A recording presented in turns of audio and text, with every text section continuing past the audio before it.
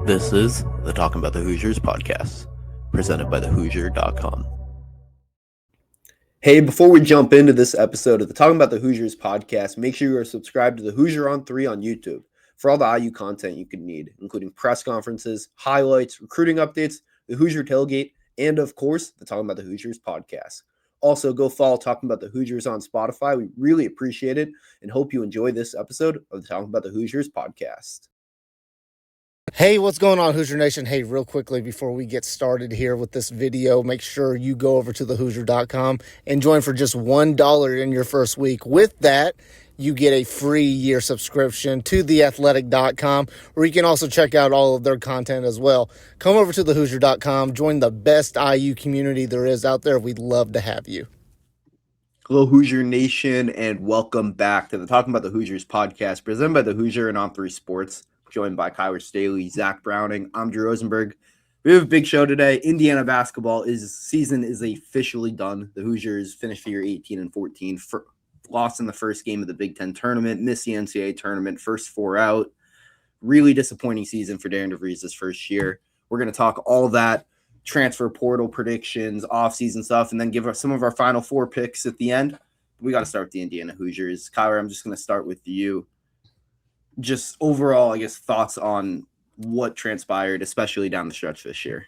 Yeah, obviously disappointing that we're having to do a kind of a wrap-up podcast, so soon, because you thought Indiana, if you go back, a month and a half ago, you thought Indiana could be a team that could be in the NCAA tournament, and it'd be a lot more fun to talk about Indiana and who they're facing in the NCAA tournament, but we're not right now. And that's, due to the fact that Indiana completely kind of just folded, the last part of the season and lost some games that they needed to do, or they needed to win to make the NCAA tournament. And obviously you go back to the Big Ten tournament game, right? And by the way things are looking like, when you look at the post bracket reveal and where Indiana was at in the first four out, that fourth team in the first four out, it looks like to me that Indiana, all they had to do was beat Northwestern. And I think you looked at how weak the bubble was, and you just saw that Indiana, if they could get a good win over Northwestern, a bounce back win over Northwestern from that regular season loss, they'd be in pretty good position to make the tournament. And what we saw, and I know we did like a post game wrap up, when that happened, Drew, but like what we saw, it was just very head scratching from what Indiana, showed versus Northwestern. It looked like they just didn't have any fight in them.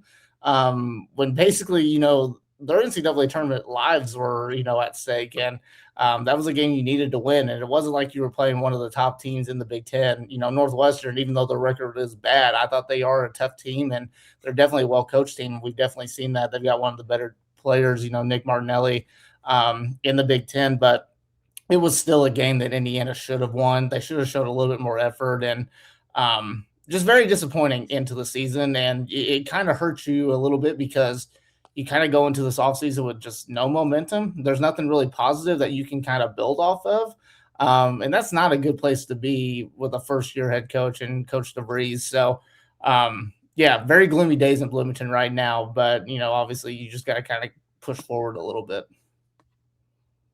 Yeah, you bring up gloomy days in Bloomington. It was snowing in Bloomington this morning. So that's kind of the way it is. A lot of people on spring break right now, but it's snowing currently in Bloomington. But you're exactly right. And I think the biggest thing that I go back to is what you brought up at the end there, Kyler, is the fact that there's not a lot of momentum pushing forward. And I know a lot of people brought up, why not go to the Crown or something like that. There's just not a lot of momentum for the future of Indiana basketball right now. You've got, I think, 7 guys that are eligible to return. One of them redshirted in Andrea Chimich. You've got Alexa Ristich, some freshmen that are in there.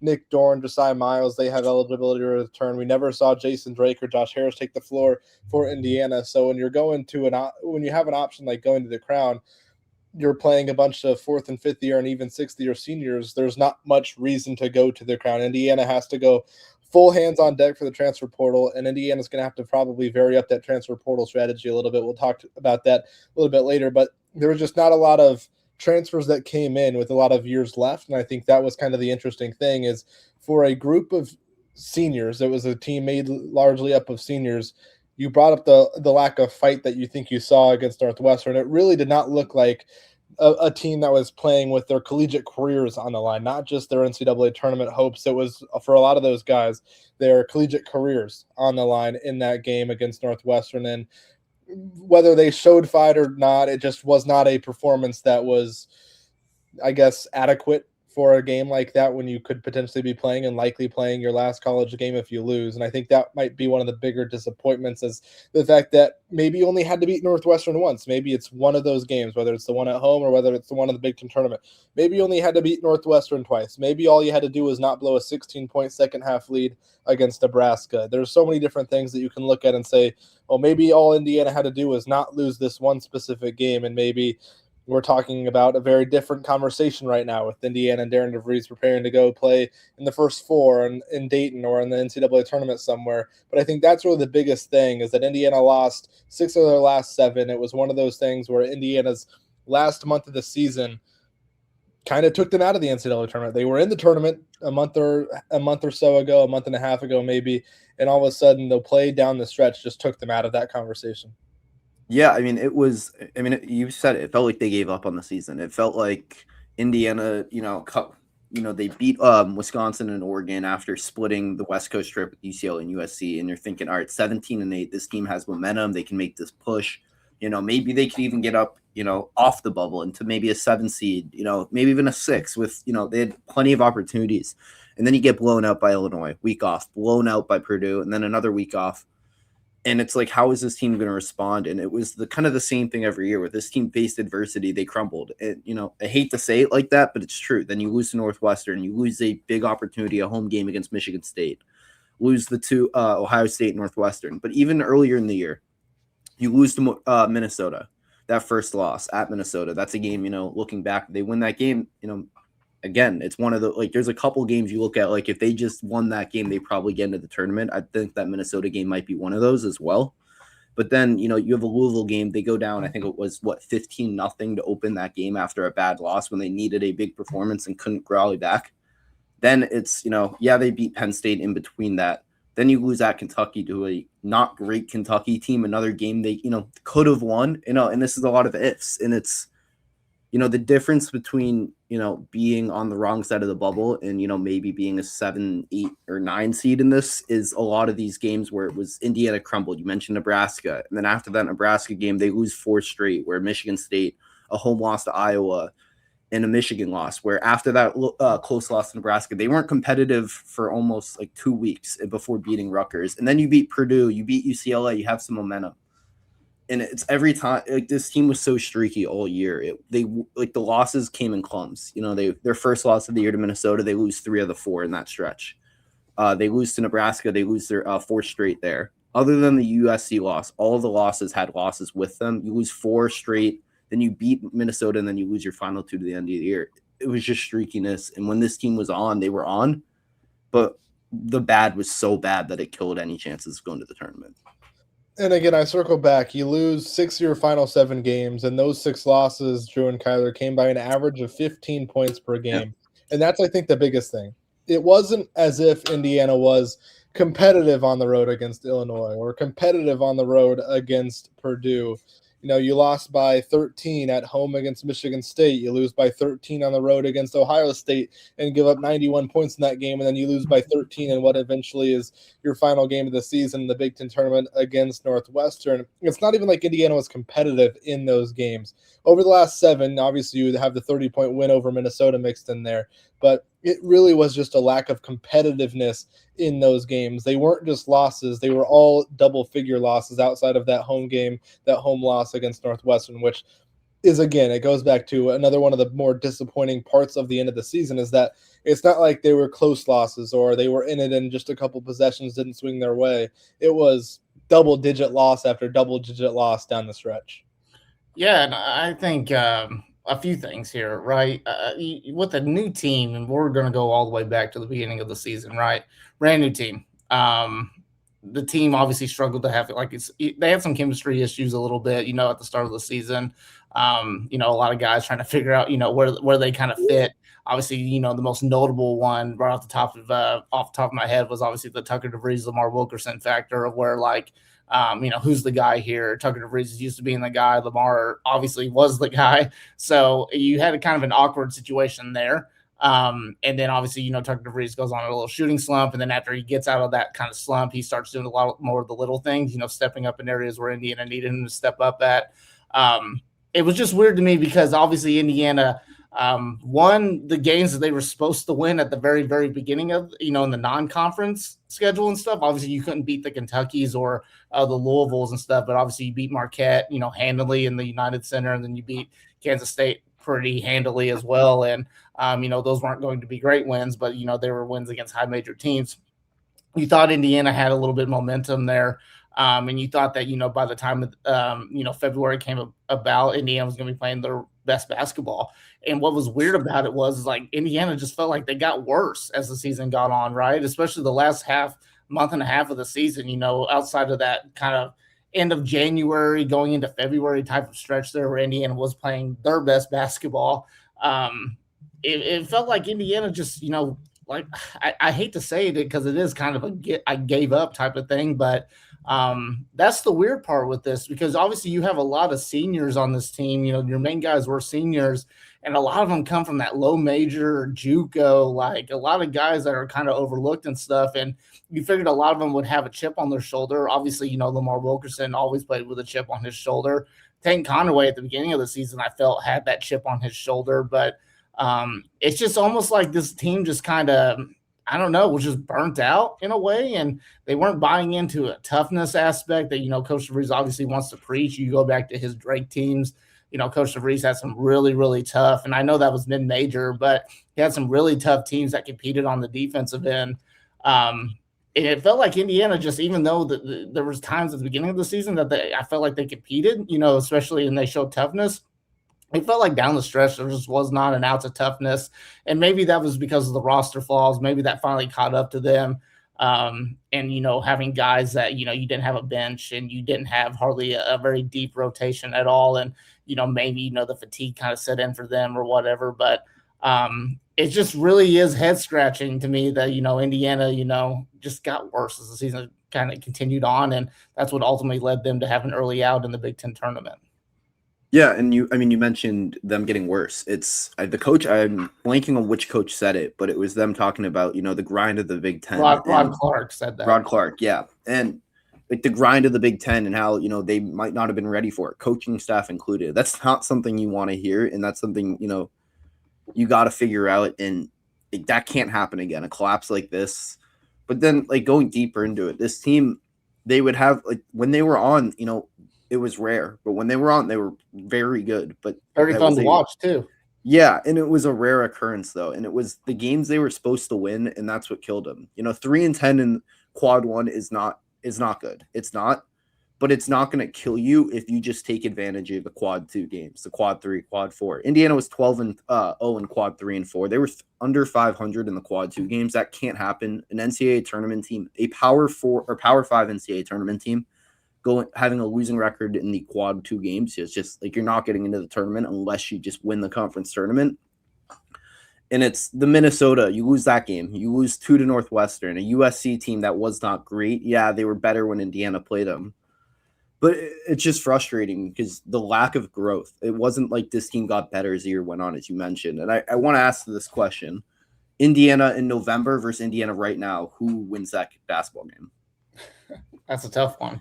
I think even though you go into a brand new season, with a brand new roster, and obviously you got issues there, any team, and I'm just Indiana, obviously a lot of teams are not playing their best basketball in November, but I think I'm taking the November Indiana team just because of the energy that they played with, right? And their willingness to want to be on the floor and stuff. And I just felt like down the stretch, this Indiana team didn't show like they wanted to be on the floor. They just wanted the season to kind of end. And I'm not saying that was a coaching thing or anything like that, but that's just the most concerning part to me. So I think all day I'm taking that November Indiana team.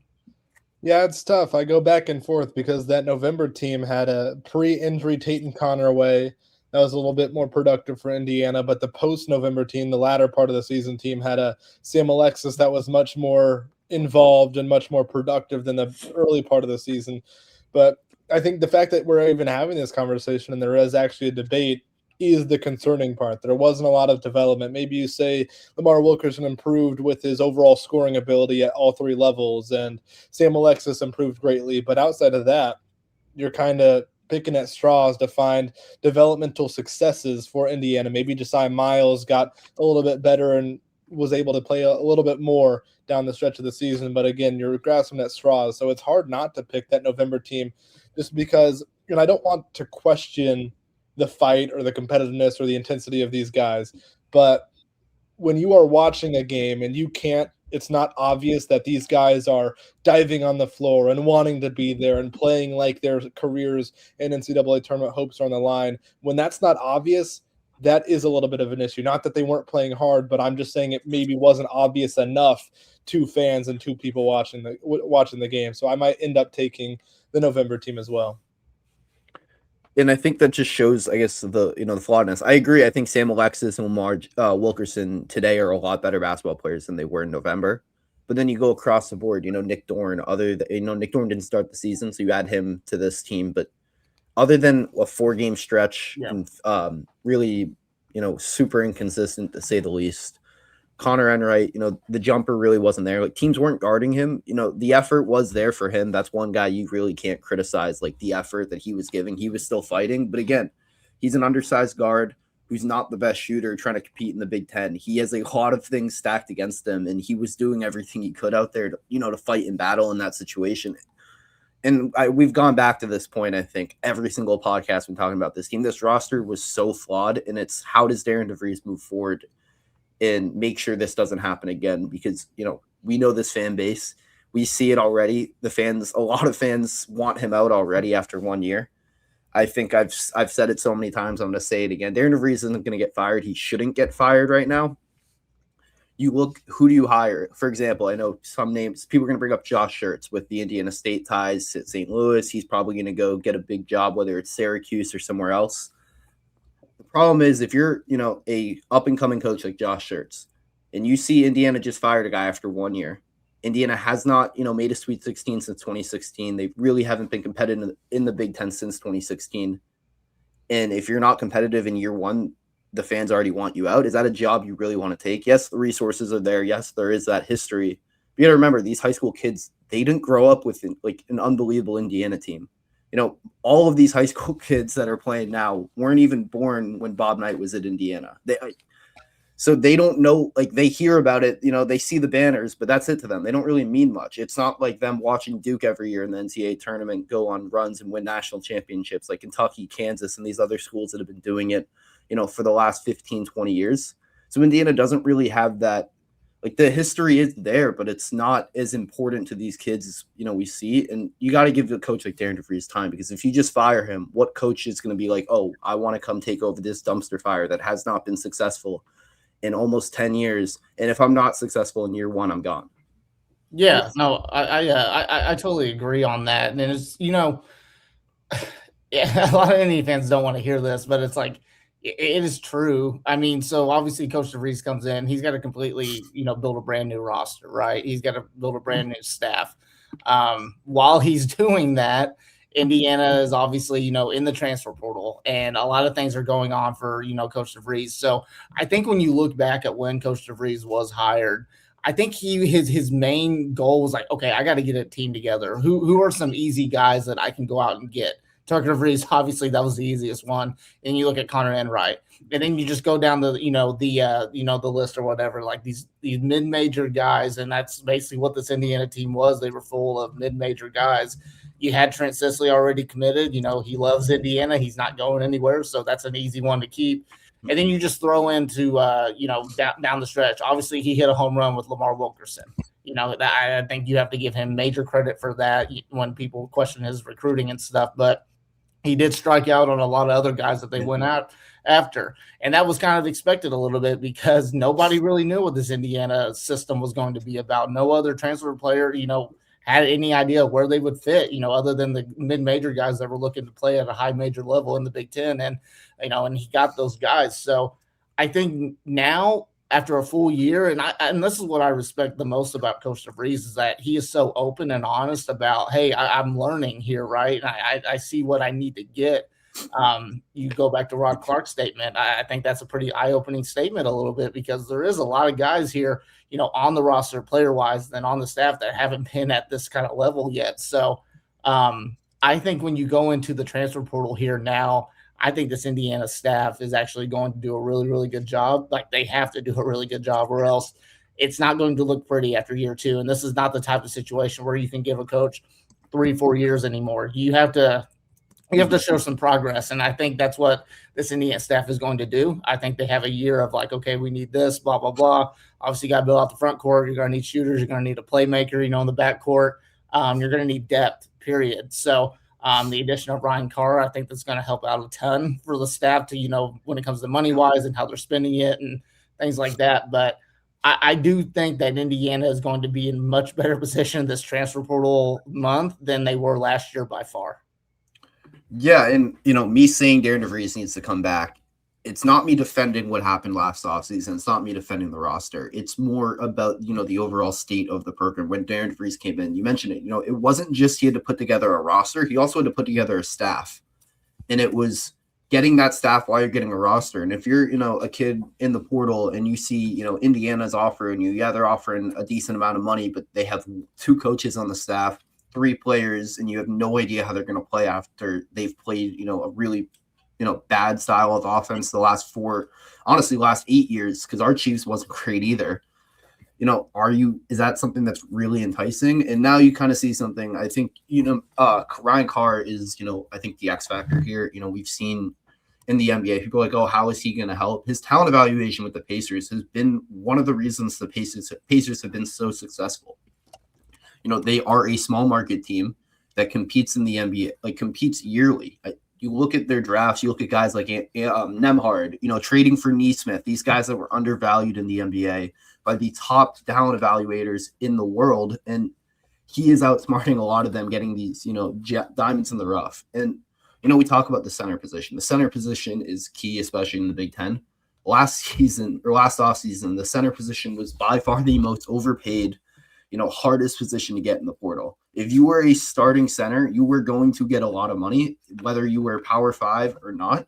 If you were a 7-footer with low production at the mid-major, you were still probably going to get some decent NIL just because you're a 7-footer. And that was such a problem where it was, do you really want to overpay for an okay center just to have one? And I think Darian DeVries, said no in that situation. And I don't think he would say no in that situation again, realizing how important the front court depth is in the Big Ten. Yeah, and that brings me to there's a couple of things that really stand out to me. First off, yes, you have to give Darian DeVries some leeway and some relaxation, because he stepped into a very difficult situation.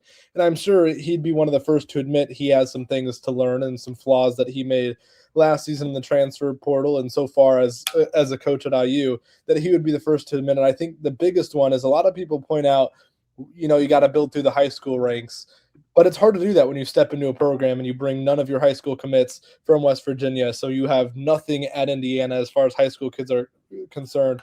And I know some people would have wanted a bigger 2026 class, but there's only 12 teams in the country that have more players in their 2026 class, 4 or more, than Indiana. So these coaches in the country, around the country, aren't taking massive 5, 6, 7, 8 player high school classes anymore. That's just not how it works. So I think the 3-player high school class is pretty good. It's a foundation. But again, if you're wanting to build through the high school ranks and not have to spend an entire offseason putting together an entirely new roster in the portal, you have to be patient with the high school guys, because you can't just go out and pick up 5 or 6 high school guys in year one and have them come in and be immediate contributors. You have to build that foundationally. You have to build that slowly. And I think Indiana is going to have to be a little bit patient with Darian DeVries from that standpoint. I also think you brought it up a little bit, Drew.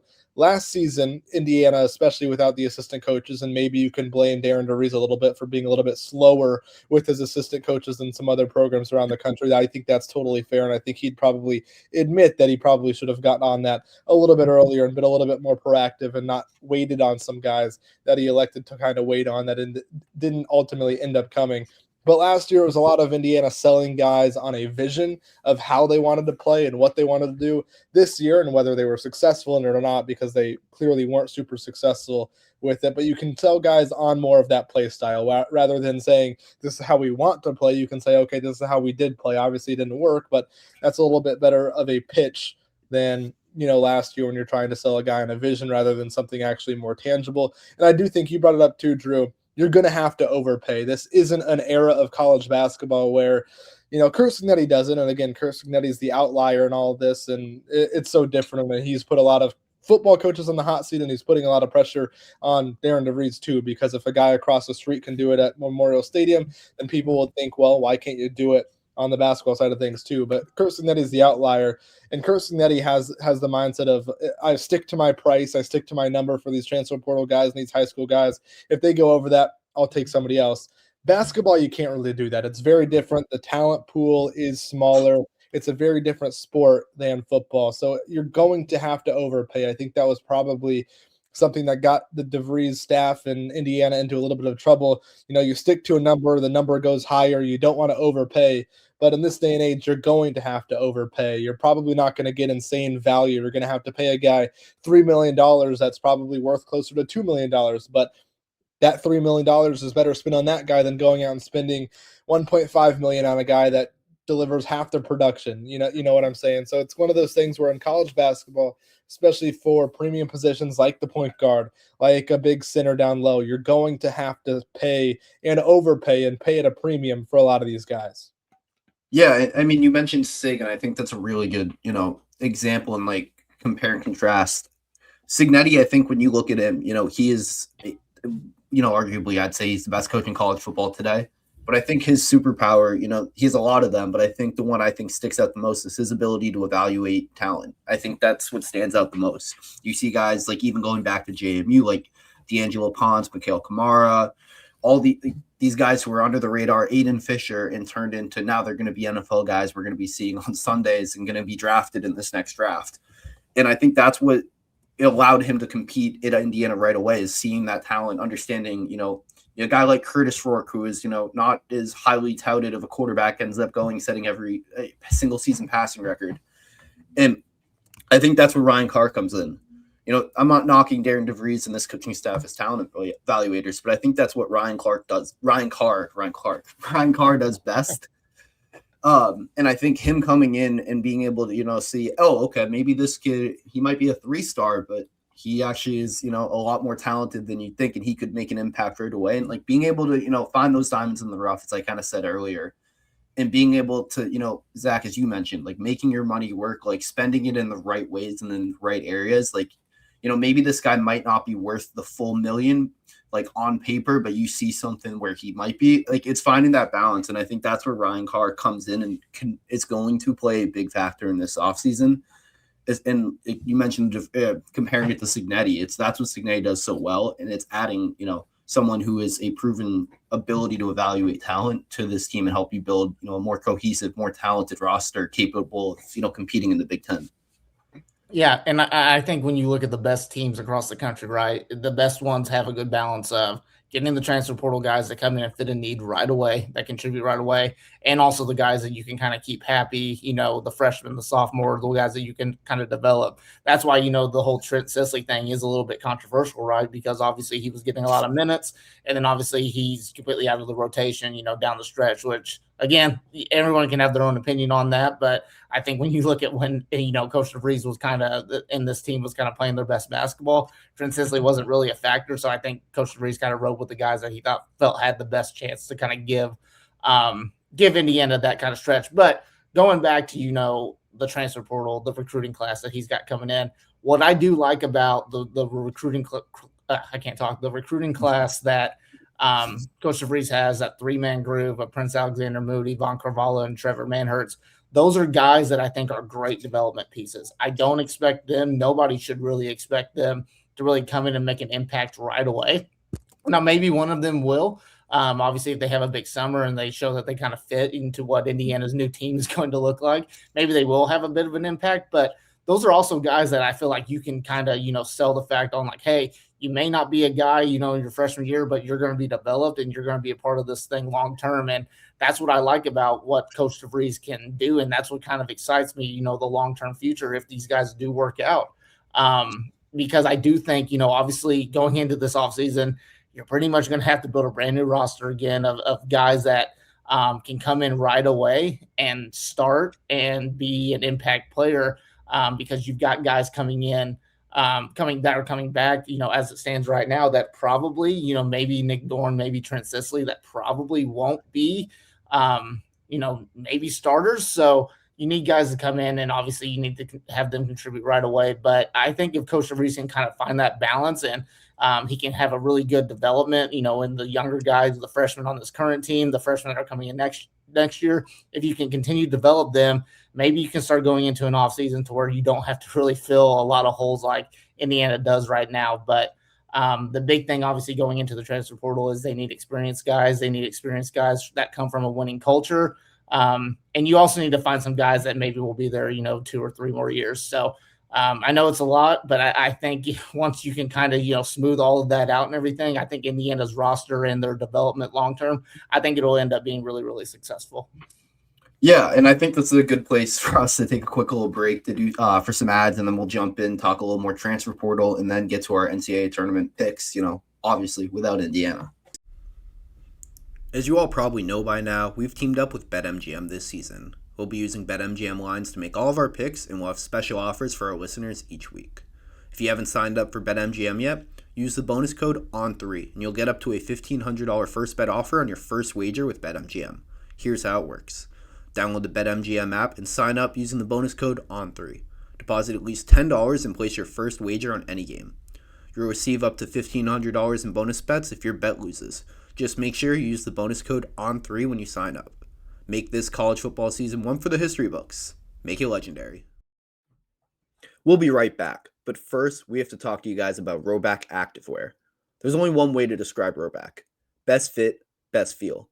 For those who aren't familiar with Rhoback, they're completely changing the game with their incredibly comfortable activewear. Rhoback has released so many items within their new licensed game day collection, and it's our favorite. With novel polo designs and clean hoodie and Q-zip designs from some of your favorite schools, including the Indiana Hoosiers, it's definitely worth checking out.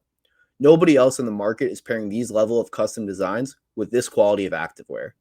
Rhoback's everyday shorts or their Delta Performance pants are the perfect pairing as well. They're both super comfortable, have an elastic waistband, and great fabric that is made to have the appearance of a nice short look, but the comfort for a day on the move. Rhoback has also been proudly leading the NIL charge, having signed partnerships with multiple college football stars, past and present, and are becoming the go-to brand for college athletes across the country. Use the code IND20 on Rhoback.com for a generous 20% off for all new customers throughout the end of the week. That's spelled RHOBACK.com. That's 20% off all performance polos, shorts, and more with the code IND20. Now back to the rest of this episode of the Talking About the Hoosiers podcast. We are back, and we're going to talk the 2026 transfer portal. I know we've been talking hypothetical, what we want to see, but this is a little more specific, more detailed. As it currently stands on March 16th, Monday, when we're recording, Indiana currently has 10 players expected to be on the roster next year. We're going to go through, expectations for those guys, potential role, and, whether we think they could be, someone who enters the transfer portal. So I'm going to start from the top, go, oldest to youngest, or at least, eligibility wise. So we have the 3 seniors. I'm just going to group them together. You have Josiah Miles and Nick Dorn, and then Jason Drake, who we didn't see this year. Is this a, potential transfer portal for the 3? Zach, I'll kind of start with you. And then if not, where do you kind of see their role within this team next year? This is so tough to say. I know in the locker room, speaking with some of these guys, like a Josiah Miles after the game, Josiah Miles, if I had to guess, I'd probably lean towards he's back just based on how he was kind of talking and basically saying that we are building something. Coach DeVries and we're looking to continue this forward and continue to establish this culture. So that made me lean maybe a little bit more towards he's coming back, but at the same time, I don't know, because we'll get into it a little bit in a second. But one of his former teammates at North Florida, Josh Harris, I might be viewing the opposite, but we'll get into that in just a second. Jason Drake, I'd be surprised if he is back. I think it makes sense for him to move back to the mid-major or low mid-major kind of level. Nick Dorn, I think at the right price, he's probably a guy you would like to retain if you're Darian DeVries, but is he going to be a starter? Is he not going to be a starter? Is he kind of a 4 or 5 game wonder? You never know. I think. Sorry, Drew. I didn't. No, you're good. Yeah. I was just gonna say I kind of lean towards what kind of Zach was saying. Obviously, you go back and the guys that that were interviewed in the locker room. A lot of them was like we, which I think that's a pretty good statement. Obviously, people were kind of worried about Trent Sisley. You going down the line here a little bit, but obviously he said, the development here and what Coach DeVries is kind of building here. He obviously excites him a little bit, but Josiah Miles, I do see coming back. Maybe if you asked me at the halfway point of the season, probably not, but I can see him coming back a little bit. Obviously he's going to be in for a big time summer. Nick Dorn, I do see coming back. I just don't think that there is a market out there for him based off of the 4 games that he played. And I think Indiana is going to be that one team that, gives him, the right amount of money, whether that, I'm not saying that's going to be Nick Dorn's right around the money or, IU side, but I think that they'll keep him. I think he's in for a big offseason as well. Jason Drake is a weird one because obviously he was expected to play a big role here, when it comes to the backcourt depth, but we'll see about that. Obviously he got redshirted this year, so he may be wanting to go play somewhere else, whatever that can kind of fit. I think a lot of it just kind of has to do with, who are the guys that they're going to bring in and the tough conversations that you kind of have to have, with a guy like Jason Drake. But I think for the most part, I definitely do see Nick Dorn and Josiah Miles coming back. Yeah, and I think if Miles and Dorn, Drake's, I think is one of those. It's hard to tell because we didn't see him at all this year. But I think for Miles and Dorn, I think, similar roles for what they, were in last year, but with ideally more talent around them. Like Josiah Miles is a solid guy off the bench, like a good defender, can do some things, and I think a healthy offseason for Nick Dorn is going to be crucial. Zach, you're as high on Nick Dorn as anyone I know. And, he came in, had that stretch, but people forget he missed most of the offseason, or pretty much the entire offseason with an injury, missed the start of the season and was kind of joining the team mid-year and trying to find his, carve out a role, which isn't always the easiest. And, he had that 4-game stretch where he was on fire and it felt like he was going to take over, as one of, probably the number 2 option, and that never happened. But I think a full offseason for him, and I think he's someone I could see next year back on the team as a starter. I know, people aren't going to love that, but I think is a floor spacer and his ability to score. And I think giving him, the ball a little more, because in front of him at the same position was Tucker DeVries and Lamar Wilkerson. So kind of limited his opportunities to be the scorer that he was, when he was at Elon, for example, when he had the ball in his hands versus just being relegated to a catch and shoot guy. But Zach, you brought up this name, so we got to go to him next. Josh Harris, another guy we didn't see all year. Yeah, Josh Harris, I would probably lean towards him not coming back just with the injury. We never saw him on the court. I think I would probably lean him going elsewhere. And I think to circle back real quick to the likes of a Miles and a Dorn, and even when we talk about Trent Sisley a little bit later on, it's twofold. It's both sides of the coin. It's, do these guys want to still be at Indiana, and does Indiana still want these guys in whatever role it is? I think we have to remember that when we're talking about this kind of stuff, because if Josiah Miles is okay with being the 8th or 9th guy in the rotation, then sure, you'd love that. But if you're Josiah Miles, maybe for your senior year, you're hoping for maybe a starting role somewhere, if that's at a mid-major level, or maybe you're looking at a 1st or 2nd guy off the bench type of role. Maybe do you want to be relegated to that 4th or 5th guy off the bench kind of slot? So maybe you kind of go something there. And I know I talked about their connection coming from North Florida together this past season, but talking with them, they weren't kind of like, it wasn't one came, then the other followed. They just both ended up kind of happening to come to Indiana with Miles and Harris. So I don't think if one leaves, the other will leave or follow. I think they'll probably both make their own decisions. So I'm going to go a little bit opposite here, but I agree with a lot of what Zach said. I do think that Josh Harris is going to come back, because technically, won't he be a redshirt sophomore? That's where he'll be at, right? He's got that extra year of eligibility, assuming he gets a medical redshirt. Yeah, so obviously that's if he doesn't get a medical red shirt, what are we doing here? But anyway, I do see it, Josh Harris coming back strictly because I think he's an underclassman still. If he was like a junior-ish, if he was like a junior this year or whatever, maybe I lean opposite. But I do think that the coaching staff is somewhat high on him a little bit, just as far as a developmental piece. Do I think Josh Harris will be a starter in the front court? Do I think he'll play a big role in the front court next year if he does come back and he's healthy? I don't, but I think he'll end up being that guy because obviously Indiana is going to have to go out to the, in the transfer portal and get legit front court players. Unfortunately, Josh Harris just isn't that yet, especially when you missed a full year. But I do see him coming back. I see him being a part of the rotation because when you look at what the players said about him at the beginning of the season and stuff, how good of a rebounder he is. If that is true, and Indiana could use his athleticism, especially around the basket and stuff. Obviously, they got to get more athletic as well down in the front court. But if he can be at least, an impact player off the bench a little bit and provide some really good minutes off the bench, I could see him finding a role here. Maybe down the line going into next year, if he doesn't really have that big of a role or whatever, but he's still getting playing time, maybe he does transfer out. But I think this year, I think he stays put in Bloomington for at least one more year. Yeah, I think for, if he's your, third or fourth big off the bench, you're in a really good spot for next year. If you're relying on, Josh Harris to be your top big, we're going to be in a similar position as this year. Worse position. Yeah, exactly. But I believe in the talent. He's young, and I think if he's back, he is someone like, we mentioned guys you can build around, like maybe not build around, but like build with and like be a part of a core moving forward.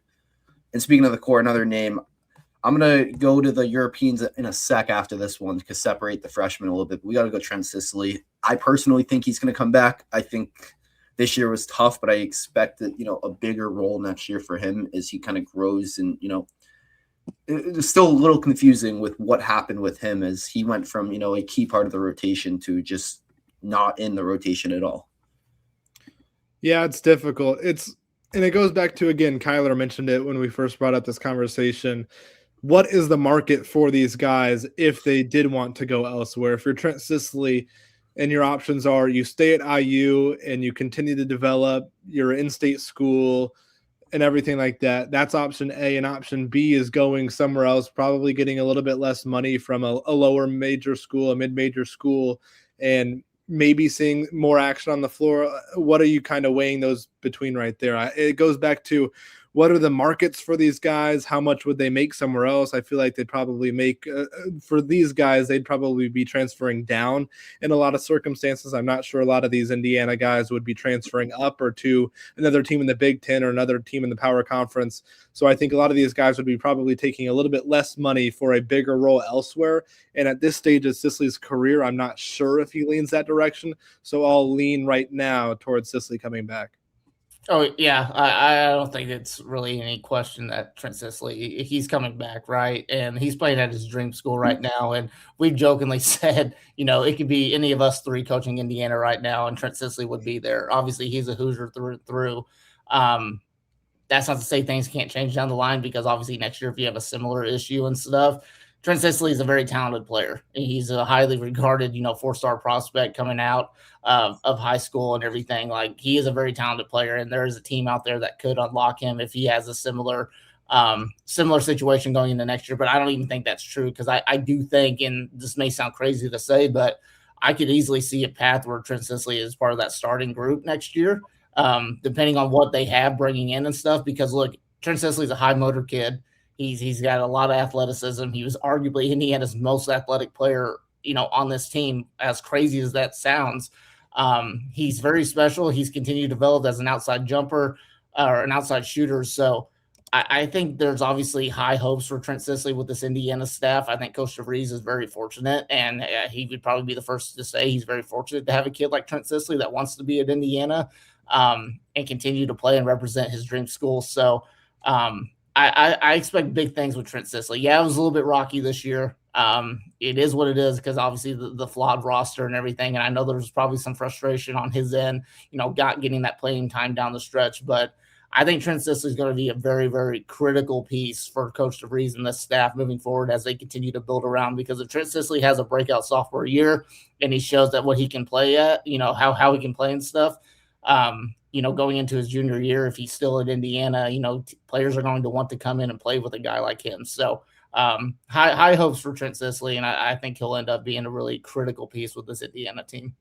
Yeah, and you just know if Trent Sisley ends up wearing another uniform, it's going to be one of those things where he ends up, turning like into the player a lot of Indiana fans and like a lot of us, I think the three of us all think he can be. And that would be even more frustrating for the program seeing a guy like that, develop elsewhere. Last two names, the Europeans, Alexa Ristic and Andrej Zakmovic. Those two, I really couldn't give you a good prediction if they're going to stay or go. Zach, you would probably have a better insight into this.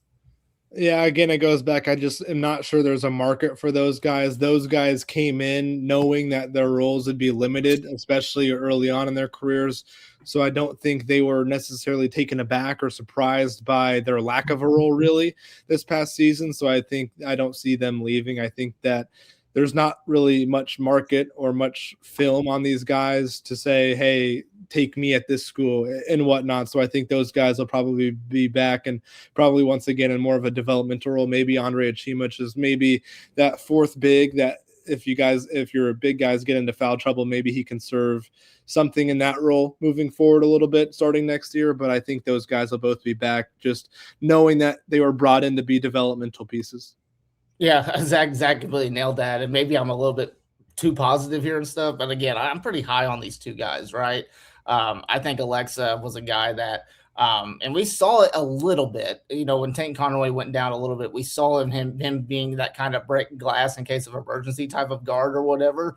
I think he's got a lot of great potential as a guard, and he's got I know we've only seen it really in warmups and stuff, but like he's got a really good jumper. And you go back to his film, he's a smart guard. He's a very strong, shorter guard, but with a lot of skill and a lot of IQ. And I think that he could be a part of the rotation regardless of who they get next year. Obviously, you need to get guys that are more experienced and can make an impact right away. Because if you have Alexa, if he is your starting point guard, then definitely you struck out a lot on the transfer portal. So I think he's going to have a role next year. Andre's a little bit different. I'm pretty high on him as well because I think he's a really good skilled big as well. He's going to need to continue to develop a little bit more because obviously next year is going to be his true freshman year. And if you can find some spot minutes here and there for him to where he can kind of give you a little bit something if there is foul trouble or whatnot, I think that would be more than okay. I think these international guys, obviously what Zach said, I think they knew what their role was going to be coming in. I tend to think that Alexa's going to play a little bit more next year than what Andre's going to play, but I think those are really good pieces, especially when you look at the long term. And if these guys can really develop, the international game is, that's the way of college basketball. A lot of it's coming together and stuff. So, and I think Coach DeVries and Coach Adams, obviously you kind of give him a lot of credit here for getting those guys there. So I think if, Coach DeVries can kind of show that, hey, I developed these international guys at a pretty good level, I think that only helps strengthen their potential, when it comes to international recruiting. Yeah, I mean, so right there, that's, then you add the freshman, Prince Alexander Moody, Yvonne Carvalho, and Trevor Manor. That's 10 guys on the roster. Probably, I think when you go through 2 to 3, maybe 4 enter the transfer portal. So you look at this year, Indiana had 13 guys on the roster. So if 3 guys into the portal, it's 6 you're adding. So I think that's already, a big improvement compared to last season when you're, really adding 12 new guys to the roster where Trent Sisley was the only inherited player for Darian DeVries. So being able to, spend the money a little more efficiently rather than, needing to fill 13, filling 6 is, I think, the biggest key. Zach, obviously center is the key. Is there another position for you look at? You're like, Indiana needs to lock this down, or another, I guess, archetype of player you're looking at like Indiana needs to add? Yeah, I think even more so than center, I would go point guard as the single most important position. It's the most important position on a basketball floor, and not that you can find 7-footers that are athletic and can move and can do the things that you need to be able to do to play center in the Big Ten. Those don't grow on trees. I understand that, but the point guard is where it all starts. The point guard makes everybody else around them better. And I think it's clear the point guard throughout basketball history is the most important position on the court. So Indiana, you got to overpay for a point guard. That point guard has to not just be a scorer, has to be able to create for himself, create for others. I think that's a big part of that point guard spot. I think it's not just can you shoot, can you score, can you get in the lane? It's can you drive and then kick out to another guy, or can you play in the pick and roll and stuff like that? Are you not a liability defensively? Those types of things. You're going to have to pay a lot for a guy like that. You're going to have to be prepared to do that. And I think Indiana should be prepared to pay a lot for a point guard. Center, I'd say, would be the next top priority. Not even just a guy that's going to go average 15 and 10 down low. I'm not even sure you're looking for an Oscar Clough or a Trey Kaufman-Renn just to bring up Purdue. You're not looking for a guy that you can throw it to down on the block and have them score 15 points and grab 5 offensive rebounds a night. You're looking for a guy that can set good screens, won't get destroyed down low by some of the top bigs in the conferences on the defensive end of the floor, can grab you 2 or 3 offensive rebounds, will average maybe 10 and 7 or 12 and 8 a game next year. You're not looking at a guy that's going to be a Naismith Player of the Year candidate or a Big Ten Player of the Year candidate at center. You're looking for a guy that can fill a role. You're not looking for your leading scorer at center, in my opinion, especially with the way Darian DeVries likes to play. But you need a guy that can play 30-plus minutes a game, can run up and down, can do things on both ends of the floor and things like that. So I think those are the 2 most important positions. And at that point, it's backfilling with guys that are not just shooters. You probably need one more creator at that point, with a guy that can create off the bounce and create for others. You need guys that can probably not just shoot and not just play defense, but try and find guys that can do both. I think those are the big keys. Yeah, I think when you talk about the center archetype, the guy, obviously this is probably the most, elite for this archetype in the country, but Flory Badunga, Indiana fans, especially the high school guys, they know Flory. I mean, you watch him play, it's someone, in the pick and roll can finish above the rim, isn't the best, post player. It's not someone you're going to run your offense through, but it's elite rim protector, rebounder, and can defend and can finish above the rim. And adding that to, the Indiana offense with all the spacing that gets created from the shooting and the spacing that DeVries offense creates. Indiana was one of the best cutting teams all year long, but having a true big that can, finish above the rim, especially out of the pick and roll, out of these, back screens we see in the offense, that would be a huge addition. Obviously Flory Badunga is one of the best centers in the country, so maybe not someone on his level, but a similar player type. And I think just to point out another guy that stood out when I was watching during Champ Week and conference championships and stuff, Oregon center Ugonna Onyesu. He had 8 blocks against Duke in that ACC championship game. He's not putting up numbers that wow you, 18.5 points per game off the bench, 56% from the field, 7 points, 5 rebounds, but 3 blocks a game. You're maybe looking for a little bit more production from that from a starter. But that type of archetype, you're not looking for a guy, again, that's going to go out and get you 20 and 10. You're just looking for a guy that is a good rim protector, can rebound, and then the offensive stuff, you can catch lobs, you can screen, you can roll, and stuff like that. Yeah, I think you guys nailed it.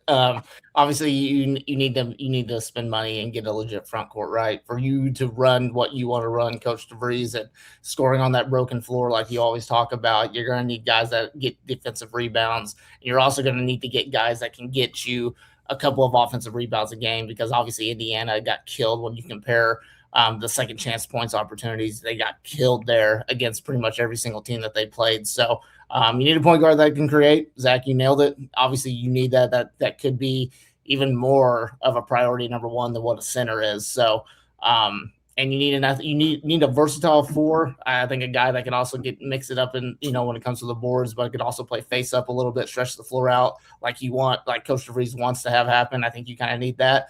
And I also think, for me personally, I think Indiana needs to get a little bit more athletic when it comes to the wing, right? I think they need to have a few players that are kind of, good enough to be able to hit some outside shots at a consistent rate. And that's another thing you need. You need to replace the shooting production that Lamar Wilkerson brought, because you're going to need to have guys that can hit shots at a consistent level, because Coach DeVries, we all know that this team is going to be their strength, regardless of what year in and year out, is going to be 3-point shooting. So you need to get guys that are legit consistent from behind the arc, that have a lot of opportunities to score from behind the arc. So you're going to need that. So I know we just kind of listed pretty much every single position there is, but that's kind of where we're at with Indiana, because obviously the guys that are coming back, and obviously we mentioned a few guys that, that we think are going to come back, and, it's the transfer portal era, so they might be transferring out and stuff. So that's going to open up some more roster spots. But they're pretty much going to have to refill everything that they had this past year, but they're going to have to find guys that are just a lot better. You're not going to find a guy that's better than Lamar Wilkerson. That's going to be really hard to do, but you're going to have to find guys that are a lot better than what Indiana had this past season. And I'll jump in real quick and pose a question to you two here. There's two avenues I see where Indiana could be most successful in the portal. It's A, you go to other high major programs, other power conference programs, and try and pluck some of their into the bench type of guys, some guys that maybe didn't have a huge role but were highly regarded recruits, or maybe played a little bit spot minutes here and there, and you try and pluck some of those guys. Or you go after the Lamar Wilkersons or the Tucker DeVrieses that were conference player of the years at the smaller conferences and stuff like that. In your opinion, which would be more successful? Which is better, or does it have to be a little bit of a mix of both? Drew, go ahead. That's hard. I think it's a little bit mix of both. I keep going back and forth with this portal, like what Indiana needs to do in the portal. I think, like, you need guys. Like, I think it's Ryan Carr, like, identifying the talent. I think, you need a guy like at point guard. Like, you need, like you mentioned, like point guard being like that, like key position as much as center. It's finding like a point guard who can shoot the ball so teams can't just go under, but also, someone who can score the basketball. Indiana's best player hasn't been a point guard since Yogi Ferrell. And that was the last Indiana team to really make a run. Like, point guards win you games in March. They win you the big moments. You look at the best teams in the country, and for the most part, they like have elite guard play. You look at Florida last year, they won the NCAA tournament off the back of elite guard play. And it was, the mix of both. Like, Walter Clayton was from Iona. So it's, you got to find the right guys. But I think when it comes to the point guard spot, we tend to see more of these guys, from the lower majors who are a little overlooked, maybe because of size, like step in and, have a better transition into, becoming a guy at a high major level versus, some of the bigs or guys who are kind of buried at the end of the bench at the Power 5 teams. Like, for example, like Donovan Dent, like I know, New Mexico State, like they were, they're not Power 5, but borderline. But like for him, he wasted no time jumping in. Bennett Sturts, same exact thing, going from Drake to Iowa. I think it's like the guard spot specifically. I think I'd rather see someone who's already put that scoring output at the college level. I think I agree, but here's my only counterpoint here. Are you going to get a guy, and I'm not trying to throw Tate Conaway under the bus here, Sun Belt Player of the Year, right? But he had a very inconsistent year, right? Yeah. And that I think that's a fact, right? And down the stretch, he was not the Tate Conaway at the start of November. He wasn't that game-changing guard that Indiana desperately needed. I think for me personally, I think I'm kind of over just because they have a Player of the Year tag and they're in a low major, school or whatever, unless they are legit Power 5, Power 4, Power Conference guys like a Lamar Wilkerson, who he proved that, hey, I should have been a Power Conference guy pretty much the whole time. He proved that. Unless they are that, I want Indiana to go after winners, and I want guys to go after. I want them to get guys that are winners from high major programs. Not necessarily they don't have to be winners from, just because they won their conference tournament in the Sun Belt makes them a winner. No, get legit winners that are entering the portal, going after more money, that are going to come in right away and contribute, because that's what you need. And I'll give our guy Alec, like he wrote like kind of the 4 points. Looking back in the offseason, and his second point was getting guys that are winners, and that have experience winning and stuff. Like, experience is great and everything, but do they come from winning programs? Do they have a winning culture? You need that. And I think that's number one when you're like looking at a guy, not just from a skill standpoint, but from what they can bring you leadership wise. I think that's number one for Indiana this year. I mean, look at the team this year. You look at the two best, I think best, transfer additions for Indiana. I think we'd all agree. I think Lamar Wilkerson's one. I would say Sam Alexis is number 2 for, best transfer addition. Sam Alexis was, he didn't play in the NCAA tournament much because of an injury, but he was, an end of the bench, like end of the rotation guy for Florida on a national championship team. And then you have Lamar Wilkerson, who is the leading scorer for a not great Sam Houston State team. So like both guys can develop and become, the guy you want, but then you like look at, some other names. Like, I mean, you mentioned Tatum Conaway is one. Josiah Miles is another who, the scoring didn't translate. Nick Dorn, it did at times. So I think it's finding that balance. And I think that's where Ryan Carr comes in. It's, finding the undervalued guys and, taking advantage of that, because Indiana has the money to compete with anyone. I think that's the biggest difference from, Ryan Carr with the Pacers versus now. The Pacers, like, there's an NBA salary cap, but the Pacers weren't spending like other teams. They're not recruiting these top free agents, to come play here. Indiana has a lot more pull when it comes to that. So Ryan Carr is going to be able to get like help bring these top guys in, but also, better talent evaluation. Yeah, and I totally agree. Just get guys that are going to help you right away. When it comes to the transfer portal, obviously you need to build out that front court. You need to have better rebounding, but you're going to have to get guys. And if that means overall like overspending on guys, you're going to have to do that, because a lot of the successful teams that have overspent on transfer portal guys and stuff end up being pretty successful. So you need to find where your values are. And like you said, I think Ryan Carr is going to be really good at being that extra voice to kind of help this coaching staff. Yeah, and I think, there's going to be a lot to follow with this offseason. I mean, it starts now for Indiana, and we're already seeing guys enter the portal. We're going to have you full covered. But before we, jump in and wrap up, the NCAA tournament is here, and normally, or hopefully in the future, we'll be making picks on how far Indiana is going to go and, stuff like that. But obviously, that's not the case this year. So Final Four picks and your national champion. If you want to do your national championship matchup, do that as well. Zach, I'm going to start with you. This is early too, so like, our brackets might change between now and, the actual, start of the tournament. But this is Monday, day after the, brackets revealed. Yeah, I haven't actually filled out any bracket yet because I like to take my time with that. I take this stuff pretty seriously. But, I haven't actually filled out a bracket. So I'll just go, I think Duke makes it out of the East. I will take Houston out of the South. I will take Iowa State out of the Midwest. Arizona out of the West. I'll take Iowa State versus Duke in the national championship and give me Iowa State. Wow. Zach, the biggest Cyclones guy out there. I mean, Iowa State's one of those teams to me when I watch them. It's like they could win it all. They could also lose in the first round. I wouldn't be surprised at either outcome. It's hilarious. I've been a very pro Iowa State guy the last 2 or 3 years. And each year there's something that pops up, whether it was Taman Lipsey's injury last year, something pops up where it's just like, man, I really can't take these guys to win it all now or take these guys deep. But there's, knock on wood right now, no Taman Lipsey injury. Milan Momcilovic still looks great. Joshua Jefferson's a dog inside. We're rolling with the Cyclones. Yeah, last year I bet on the Cyclones to win it all, I think a week before the injury. It was a really, it was a fun 4.5 days of rooting before, it all went to shit. But who's your Final Four national champion? I got UConn coming out of the East. Really like what Dan Hurley's done. Shout out Braylon Mullins. So I know Indiana fans don't want to hear that name, but he's played really well, and they just got a great team. I like Illinois coming out of the South. Been pretty high on the Fighting Illini.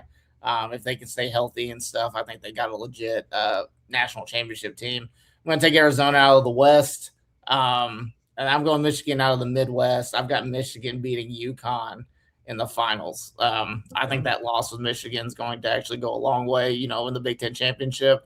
I think they finally got that loss, and they kind of realize where they're at as a team, and I think that I think they're going to go on a big run here. And I know Indiana fans will probably puke if they see Dusty May win a national championship, but that's very, very possible this year.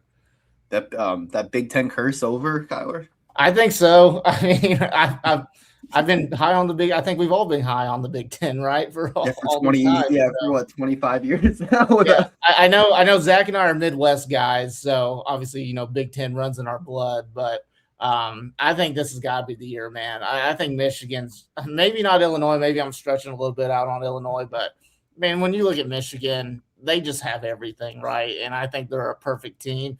They're a well-coached team. And, besides that Purdue loss, they lost to Duke, who also won a national championship. And then that Wisconsin loss was very head scratching, but I think Michigan's got everything that they need to have to make a huge run out of the Midwest and win the whole thing in Indianapolis.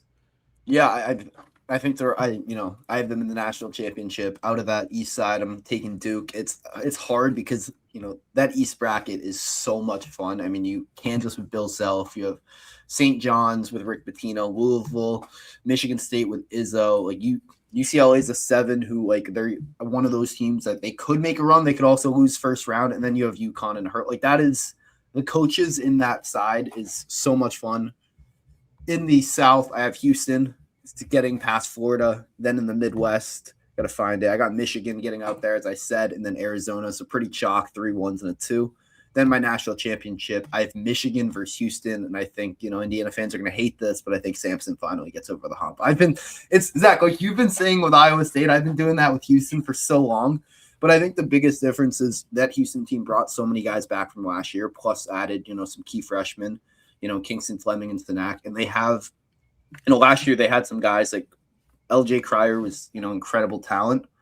I think Kingston Fleming, like it's the true like lead NBA guard they've kind of been missing for a little bit when it comes to these runs. And it's still a Houston team that's gonna, get into a rock fight with everyone. They're gonna make you beat them their way.